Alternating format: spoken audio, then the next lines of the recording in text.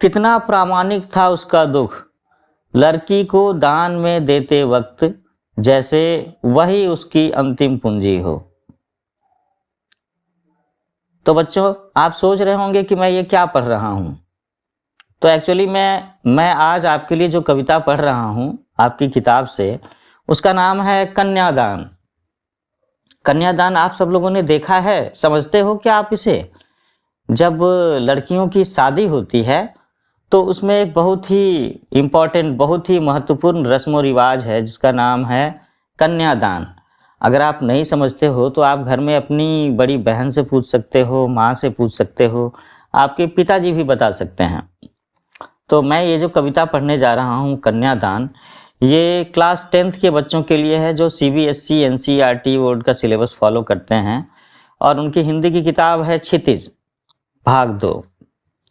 इसके लेखक हैं ऋतुराज जी। तो जरा सा मैं एक बार इनका परिचय भी आप सब लोगों को पढ़ करके सुनाना चाहूँगा, क्योंकि अक्सर जब एग्जाम्स होते हैं तो लेखक के बारे में भी प्रश्न पूछे जाते हैं। तो कवि ऋतुराज जी का जन्म सन 1940 में भरतपुर में हुआ। राजस्थान विश्वविद्यालय जयपुर से इन्होंने अंग्रेजी में MA किया। 40 वर्षों तक अंग्रेजी साहित्य के अध्यापन के बाद अब वे सेवानिवृत्ति लेकर जयपुर में रहते हैं। उनके अब तक 8 कविता संग्रह प्रकाशित हो चुके हैं, जिनमें एक मरण धर्मा और अन्य, पुल पर पानी, सूरत नीरत और लीला मुखारविंद प्रमुख हैं। उन्हें सोमदत्त परिमल सम्मान, मीरा पुरस्कार, पहल सम्मान तथा बिहारी पुरस्कार मिल चुके हैं। तो बच्चों, आप सोच रहे होंगे कि ऋतुराज जी ने अंग्रेजी में MA किया है और वो 40 सालों तक अंग्रेजी, इंग्लिश लिटरेचर ही पढ़ाते रहे हैं, और उनकी कई सारी रचनाएं, कई सारा साहित्य रचना, कई सारे कविता संग्रह उन्होंने हिंदी में लिखे हैं। और आज की जो कविता है कन्यादान, ये भी हिंदी में है। तो ऐसा होता है कि जब कोई व्यक्ति विशेष किसी खास भाषा के लिटरेचर को ज़्यादा पढ़ता है तो एक्चुअली में सिर्फ उसकी जानकारी, उसकी एक्सपर्टाइज सिर्फ उस भाषा में मजबूत नहीं होती, क्योंकि लैंग्वेज तो बस एक मीडियम है, माध्यम है भावनाओं को एक्सप्रेस करने का, अपने विचारों को व्यक्त करने का, बोलने का, कम्युनिकेट करने का। और कई बार जब एक हिंदी भाषी व्यक्ति अंग्रेजी भाषा में बड़ी शिक्षा हासिल करता है तो उसके बहुत सारे साहित्य को पढ़ता है, और इसकी वजह से कहीं न कहीं डायरेक्टली इनडायरेक्टली उसकी अपनी भाषा भी समृद्ध होती है, उसकी अपनी भाषा में भी पकड़ मजबूत होती है। अब जरा सा मैं यहाँ पर कहना चाहता हूँ कि मुझे भी अंग्रेजी पढ़ना पसंद है। मैं बच्चों को साइंस इंग्लिश में पढ़ाता हूँ, इंग्लिश लिटरेचर की क्लासेस लेता हूँ, सोशल स्टडीज़ इंग्लिश में पढ़ाता हूँ, लेकिन मुझे हिंदी साहित्य से भी प्रेम है। और मुझे जब कुछ लिखना होता है, छोटी छोटी कविताएं, छोटी छोटी लघु कथाएं, तो मुझे हिंदी में लिखना पसंद है। हिंदी पढ़ना या लिखना मुझे बहुत सुकून देता है। तो आगे हम लोग इनके बारे में पढ़ते हैं। जैसे हमने पढ़ा कि उन्हें सोमदत्त परिमल सम्मान, मीरा पुरस्कार, पहल सम्मान तथा बिहारी पुरस्कार मिल चुका है। ऋतुराज जी मुख्य धारा से अलग समाज के हाशिए के लोगों की चिंताओं को ऋतुराज जी ने अपने लेखन का विषय बनाया है। मतलब मेन स्ट्रीम के लोगों के बारे में ये नहीं लिखते जो मेन स्ट्रीम से हट करके हैं, और मेन स्ट्रीम से हटकर रहने वालों की चिंताएं भी होती हैं, दुख भी होते हैं, सुख भी तो होते हैं, वे भी समाज का बहुत बड़ा हिस्सा होते हैं। उनकी कविताओं में दैनिक जीवन के अनुभव का यथार्थ है, और वे अपने आसपास रोजमर्रा में घटित होने वाले सामाजिक शोषण और विडंबनाओं पर निगाह डालते हैं। और यही कारण है कि उनकी भाषा अपने परिवेश और लोक जीवन से जुड़ी हुई है। तो इस कन्यादान कविता में इन्होंने क्या बताने की कोशिश की है? कन्यादान कविता में माँ बेटी को स्त्री के परंपरागत आदर्श रूप से हटकर सीख दे रही है। परंपरागत आदर्श रूप से हटकर सीख देने का मतलब क्या हो सकता है? परंपरागत आदर्श रूप से हटकर सीख देने का मतलब ऐसा हो सकता है कि महिलाओं का जो परंपरागत रूप है उसमें उन्हें चुप रहना, पर्दे में रहना, घर के दरवाजे के अंदर रहना, जोर से नहीं बोलना, बहुत सारी चीज़ों को चुपचाप बर्दाश्त कर लेना, आंसू बहाना, है ना, तकलीफ झेलना, घर के दुख झेलना, प्रताड़नाएं झेलना, ये सारी की सारी बातें परंपरागत हैं और इसे आदर्श तो नहीं कह सकते, लेकिन हमारा समाज इन्हें आदर्श मानता है कि महिलाएं चुप रहें, वो पर्दे में रहें, वो कुछ बोलें नहीं। तो यहाँ पर ये जो नए जमाने की माँ है, जिसको स्वर दिया है ऋतुराज जी ने, वो माँ बेटी को स्त्री के परंपरागत आदर्श रूप से हट कर सीख दे रही हैं। वो कई सारी रूढ़िवादी मान्यताओं को तोड़ने की बात कर रही हैं और कहीं ना कहीं महिलाओं को मजबूत होने की सीख दे रही हैं कि जब बात एक हद से ज़्यादा हो जाए तो तुम उन्हें बर्दाश्त नहीं करना, अपनी आवाज़ उठाना, सही पक्ष को रखना। कवि का मानना है कि समाज व्यवस्था द्वारा स्त्रियों के लिए आचरण संबंधी जो प्रतिमान, जो स्टैंडर्ड गढ़ दिए जाते हैं, वे आदर्श के मुलम्मे में बंधन होते हैं। आदर्श के मुलम्मे मतलब क्या कि वो एक नकाब होता है, वो एक पर्दा होता है, या कहने की एक थोथी बात होती है कि ये आदर्श है, ये अच्छा है और यही निभाया जाना चाहिए, लेकिन सचमुच में वो आदर्श होता नहीं। कोमलता के इसी गौरव में कमजोरी का उपहास छिपा रहता है। लड़की जैसा न दिखाई देने में इसी आदर्शीकरण का प्रतिकार है। बेटी माँ के सबसे निकट और उसके सुख दुख की साथी होती है और इसी कारण उसे अंतिम पूंजी कहा गया है। तो मैं फिर से पढ़ूंगा इस पंक्ति को कि बेटी माँ के सबसे निकट और उसके सुख दुख की साथी होती है और इसी कारण उसे अंतिम पूंजी कहा गया है। पूंजी, अनमोल पूंजी, बहुत बड़ी पूंजी, जीवन भर की पूंजी।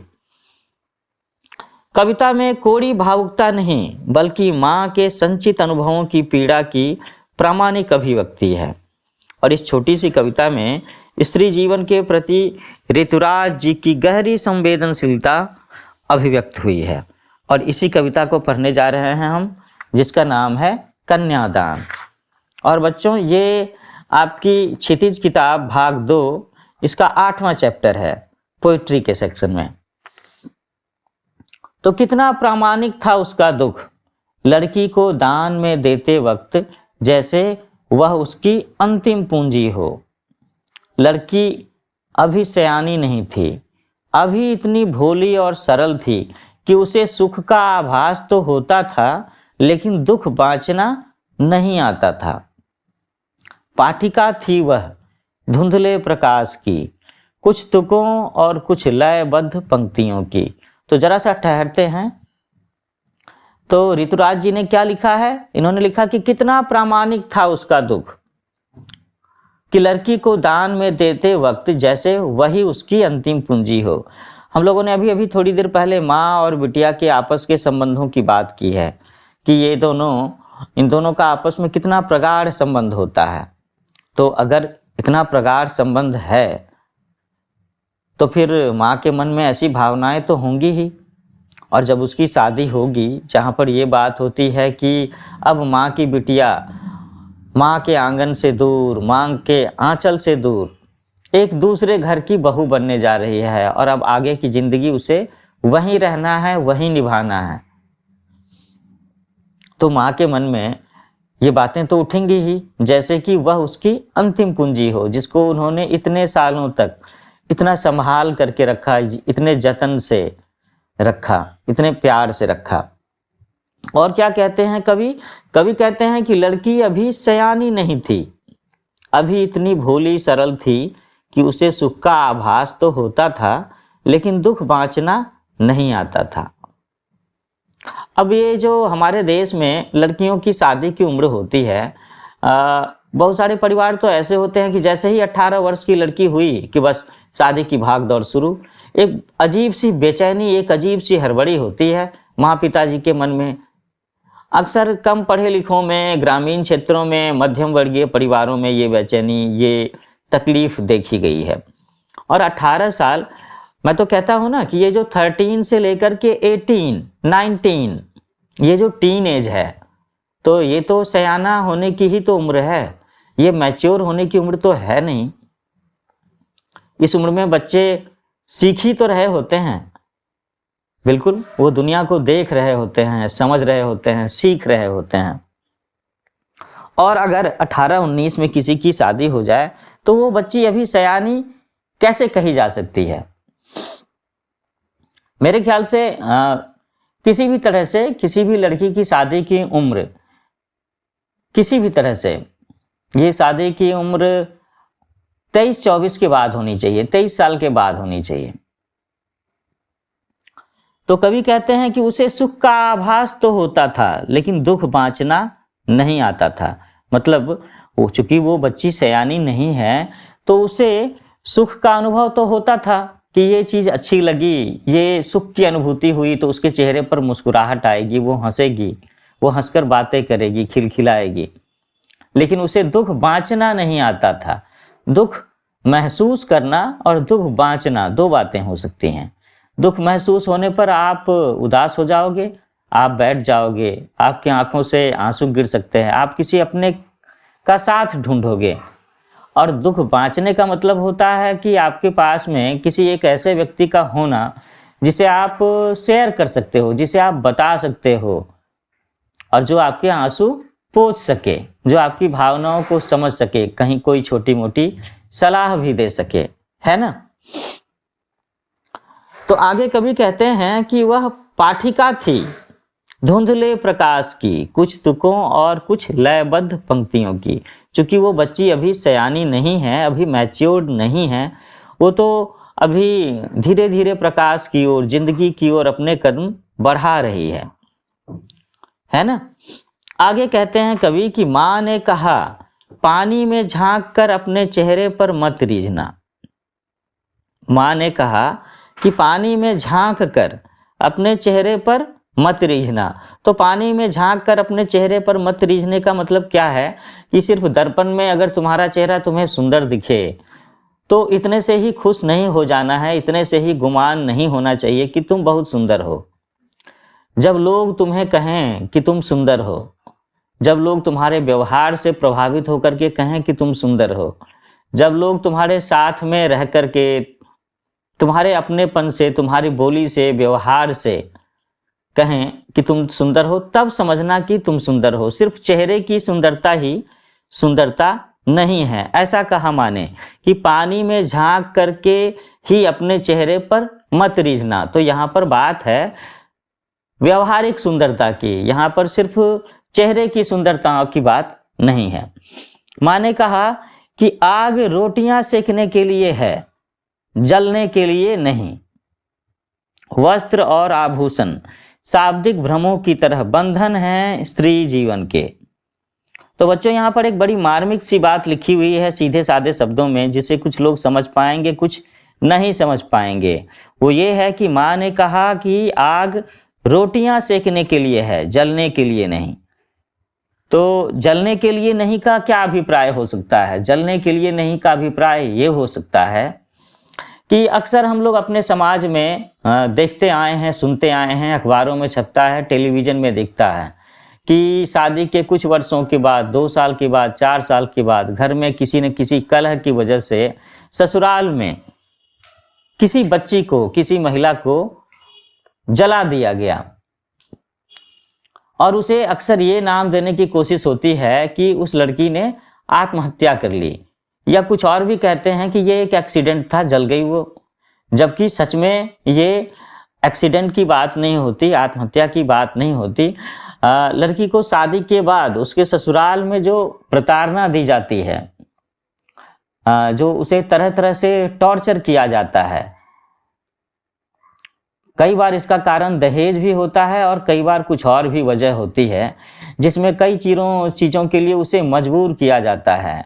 और अगर वो नहीं मानती तो फिर एक सजा के तौर पर शुरू में तो लोग उसे गालियां देते हैं, मारते हैं, पीटते हैं, और कई बार बड़ी सजा, एक बड़ा सा सबक सिखाने के तौर पर उसे जलाकर मार देने की कोशिश होती है। तो यही यहाँ पर माँ ने इन शब्दों से कहा है कि आग रोटियां सेकने के लिए है, जलने के लिए नहीं। इसका मतलब यह है कि माँ कहीं ना कहीं उसे सावधान करने की कोशिश कर रही है कि अगर तुम्हारे साथ कभी भविष्य में ऐसी कोई बात हो तो सावधान रहना, बहादुर होकर के रहना। लोगों के सताए जाने पर, लोगों की जाल में फंसकर, लोगों की प्रताड़नाओं से तंग आकर, या लोगों को इतना खुद को मजबूर मत करने देना कि वे तुम्हें बांध करके, तुम्हें प्रताड़ित करके, तुम्हें जला डालने की हिम्मत रखें। तुम्हारा स्वभाव सरल होना चाहिए, नरम होना चाहिए, लेकिन कमजोर नहीं होना चाहिए कि तुम्हारे ससुराल के लोग या समाज के कुछ इस तरह के वर्ग के लोग तुम्हें जला करके मार देने की हिम्मत करें। ये कहना चाहती है माँ। तो वस्त्र और आभूषण शाब्दिक भ्रमों की तरह बंधन हैं स्त्री जीवन के। अब ये बात तो होती ही है कि महिलाओं से कहा जाता है कि आपको इस तरह के वस्त्र पहनने चाहिए, हाथ इतने ढके होने चाहिए, पैर इतने ढके होने चाहिए, ऐसे पर्दा करना है, माथे पर आंचल होना चाहिए, तुम्हें सुंदरता की एक मूर्ति सी बन करके रहना है। लेकिन क्या यही व्यावहारिकता है एक महिला के जीवन की? वह एक सुंदर पेंटिंग भर ही है क्या? ऐसा तो नहीं है। तो एक्चुअली में ये सारे के सारे इसे हम कह सकते हैं कि ये छद्म रूप में बंधन है, जहां पर उसे इन्हीं सब चार दीवारियों के बीच में रहने को कहा जाता है, ताकि महिला बस इसी के बारे में सोचे, इन्हीं के बीच में घिरी रह जाए कि हाँ, उसे सुंदर कपड़े पहनने हैं, सुंदर चेहरा मोहरा बना करके रहना है, उसे आभूषण चाहिए, उसे घर के अंदर रहना चाहिए, घर की महिलाओं के साथ में बातें करनी चाहिए, ज़्यादा कुछ बाहर की ज़िंदगी के बारे में ना सोचे। तो इसीलिए यहाँ पर कहा गया है कि क्या ये सब के सब बंधन भर ही तो नहीं है।